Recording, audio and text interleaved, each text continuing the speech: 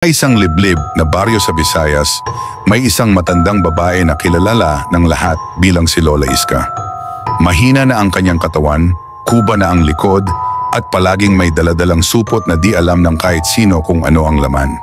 Tahimik lang siya, ngunit sa bawat pagdaan niya, napapansin ng mga tao na tila may mga batang bigla na lang nawawala sa baryo. Walang bakas, walang tunog, basta na lang hindi na nakikita. May mga bulong-bulungan na may alaga raw si Lola Iska.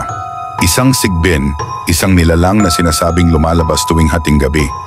Ang sigbin ay kakaiba, baliktad ang katawan, naglalakad na parang kambing, ngunit ang ulo ay nakatungo sa lupa. Mahahaba ang tenga nitong nakasayad sa lupa at ang matay kumikislap na pula sa dilim.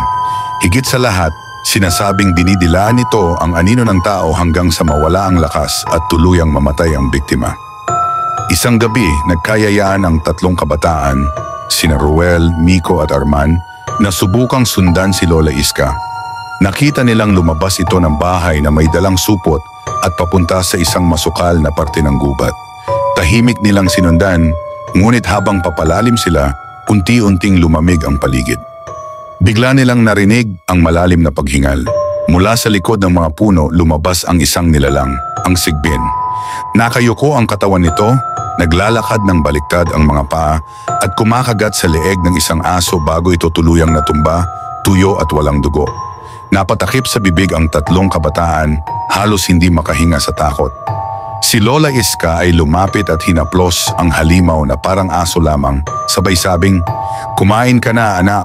Mamaya, may mga bata na naman tayong makukuha." Ngunit sa isang maling galaw ni Arman, napahakbang siya sa tuyong sanga. Crack! Dahan-dahan na lumingon ang sigbin. Ang mga matang pula ay diretsong tumingin sa kanila. Umalingaw-ngaw ang nakapanindig balahibong ungol at nagsimulang tumakbo ang halimaw sa kakaibang paraan. Baliktad, mabilis at tila lumilipad. Nagsitakbuhan ang tatlo, ngunit isa-isa silang narinig na napasigaw. Una si Miko, nahila pabalik.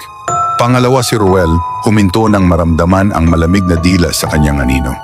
Naiwan si Arman, tumatakbo hanggang sa marating ang baryo.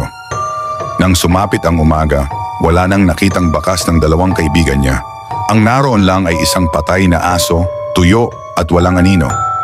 Simula noon, si Arman ay halos hindi na nakalabas ng bahay. Lagi niyang sinasabi sa iba, "Huwag kayong lalapit sa gubat, lalo na kapag may nakitang matandang babae." Dahil ang sigbin, hindi lang siya alaga, kundi anak na matagal nang patay, binuhay muli ng dugo ng mga bata. At sa tuwing sasapit ang hating gabi, may maririnig sa gubat ang malalim na hinga at yapak na baliktad.